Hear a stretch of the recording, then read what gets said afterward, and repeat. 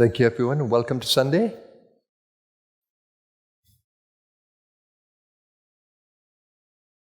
I said in the meditation that the power of the universe is within you. How aware are you of that? That you carry the power of the universe in every moment. God is with you. The same God that moves in an entire universe is inside of you. How aware are you of that? How conscious are you of that? And then, are you connected to that? And more importantly, are you driven by it? Or is it that your mind and ego that is doing the directing?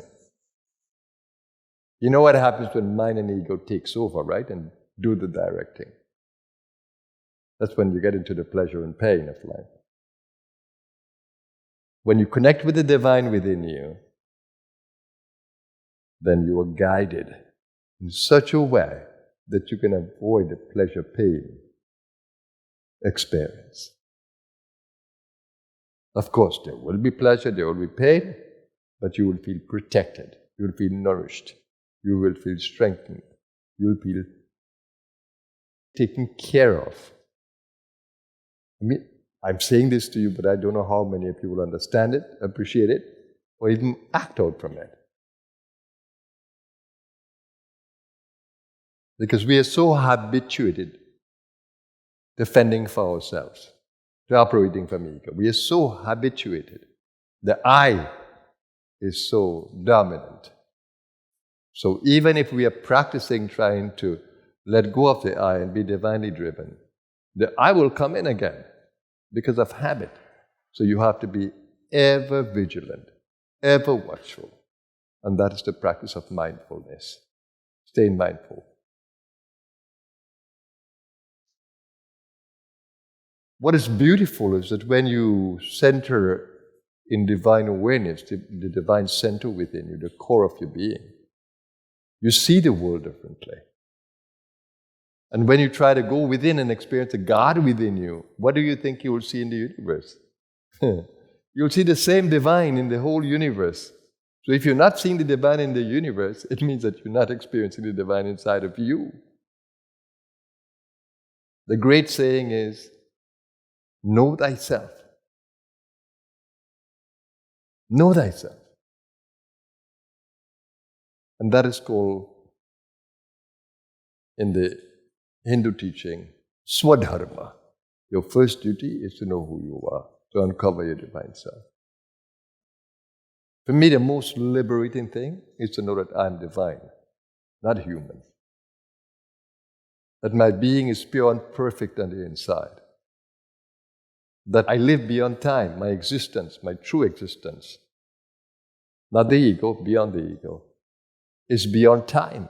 So there's a timeless space in me. If I anchor there, I'm not caught in time. The ego is driven by time. Its consciousness is of time. But when you begin to see beyond the ego, when that witnessing experience comes beyond the ego, then you begin to realize that everything happens in divine timing, karmic timing. Then we operate differently. We begin to honor the time principle, seeing it as divine. The Shiva is called Mahakal. He's the one that governs time. Or Kali. She's the one that governs time. She's the destroyer. See, Kali, the blood in the mouth, the sword in the hand. Time is a destroyer. Why? Because time is based on change. Your essence is changeless.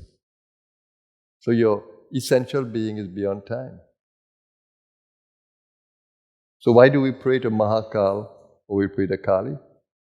So that we too can go to that timeless space inside, where we can observe change and destruction without fear, like the goddess or the god, without fear. And that practice is called living in the now. The eternal now, away from beginning and ends. The truth is that where your consciousness is placed deep within, it's only now. It's only now. Think about it. Every experience of consciousness is in the now. But when you look at change, this movement of the sun, or the things that change around you, you see time. But if you center inside, the experience is now. There's always a now, present moment. If only you can appreciate that. You'll realize that there are endless possibilities from that place. Because you're not driven by the past or the future. You're driven by everything that is in the now. To see how important it is to make that God connection inside of you, that divine connection inside of you, and be driven by that rather than just the hopeless ego. In the sacred teachings of India, ego is called ahankara. Ahankara, it's an antakarana. It's an inner instrument. It is not who you are. It's defined as an instrument of your consciousness. Ahankara. Just like the thinker is. It's driven. The ego is the thinker. But it's only an instrument. That's why we have different egos, different archetypes. Because people get into personas and live them and identify with them as their truths. No. None of your personas are you. None of them. Whether it's father, mother, brother, sister, subordinate, master, whatever it is. It is not you. It's a role that you're playing for a time. And the roles change. One lifetime you come as male, one lifetime you come as female. What are you, male or female? You're genderless. You have all the titles in one lifetime, and the other one you have no titles.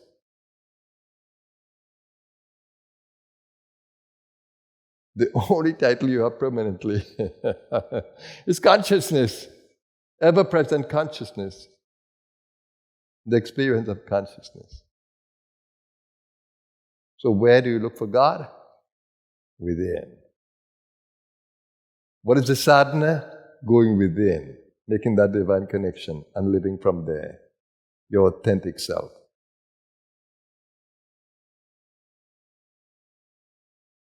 I pray that my words will mean something to you. So that's my little Sunday inspiration to you. Live beyond time, live in that divine connection, and don't identify with any persona. You're beyond. You are the blissful, changeless self. It's called in the Hindu teachings, Sachit Ananda. Blissful, conscious being, existing, ever existing. You're not the male, you're not the female, you're not the brother, you're not the sister, you're not the father, you're not the mother, you're not the friend, you're none of those. You are eternal, blissful being. Sachit Ananda, it says. I am Sachit Ananda. That's where my eye should be placed. Have a blessed Sunday, everyone. Make it what you want to make it. Live in the now. Sunday is all yours. Enjoy it. Always a beautiful energy in a Sunday because more people are relaxing, going to church, going to temple, going to recreational facilities. They're happy. Happier on a Sunday. So the collective energy of the field is always nice on a Sunday. Have a blessed Sunday, everyone. Namaskar.